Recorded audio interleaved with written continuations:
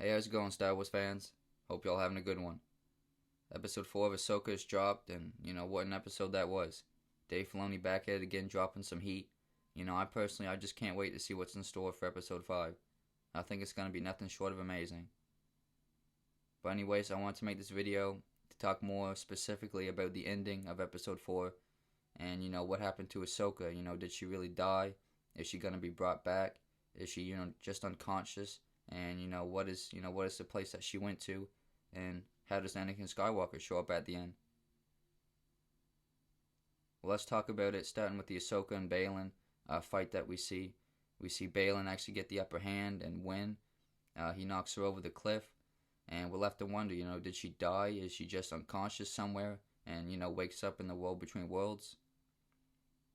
Well, if I had to guess, my thinking would be technically yes, that she died. I think, honestly, it's very confusing, so give me a break on this one, but she's definitely not completely dead. She's just, I don't know, half dead, I guess you could say. I think, I don't know. What I know for sure is, if you watch the Clone Wars, the 3 episodes, I believe back in season 3, then, it definitely helps explain the ending scene a little more, but it's still very confusing until we learn more about it in these coming episodes. But you're probably still wondering, what the heck is even, going on. Well, we're pretty much in the same boat, but, let me at least try to see if I can make a little more sense for you.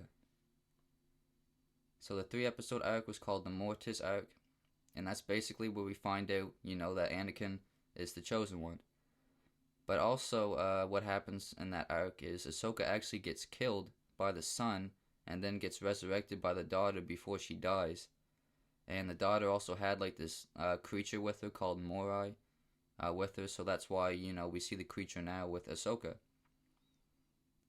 There's these 3 powerful beings, Anakin, Ahsoka, and Obi-Wan encounter.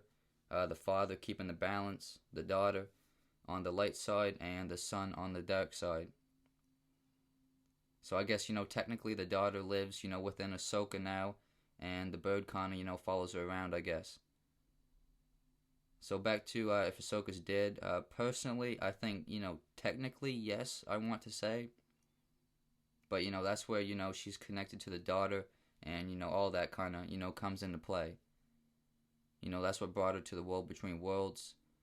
And then, she sees Anakin, or whatever that is. I don't really think that's a Force ghost either, that Ahsoka sees. I'm pretty sure because it's just when Ahsoka last saw him, back in Season 7 of the Clone Wars.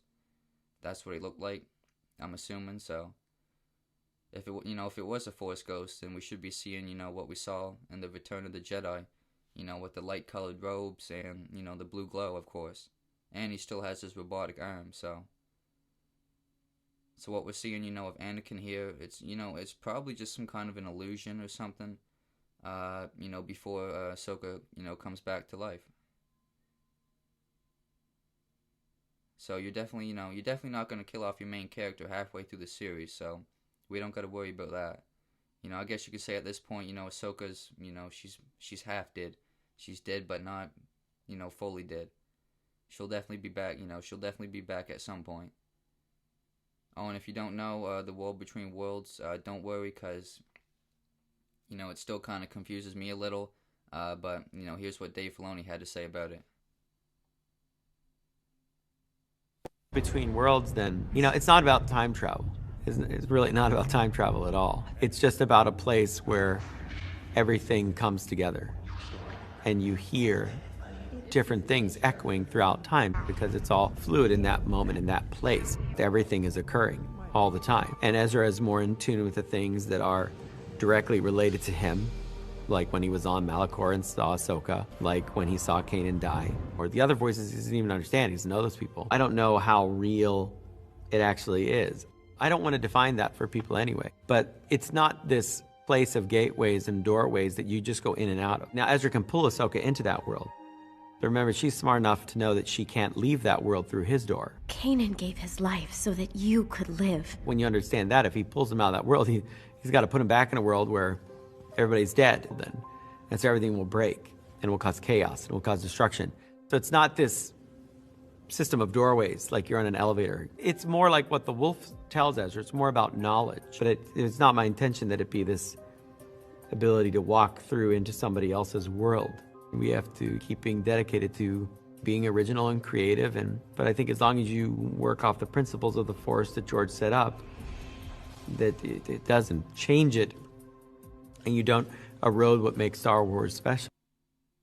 So yeah, that's that's what Dave says. What the world between worlds is, and if you can make heads or tails of what he said, good for you. It's still it's still very confusing yet. But anyways, I think that pretty much covers what I wanted to go over in this video. Just to kind of go over the ending there to see if we could make heads or tails of it. Hopefully it made a little more sense to someone out there, but probably not. So it is what it is, I guess. But anyways, I really think this next episode, episode 5, it's just gonna be straight fire, and it's actually gonna be shown in certain theaters for fans to watch. Episode 5, so that just goes to show you, Dave's got something crazy in store for this one. So yeah, this one, episode 5, along with episode 1, was directed by Dave Filoni.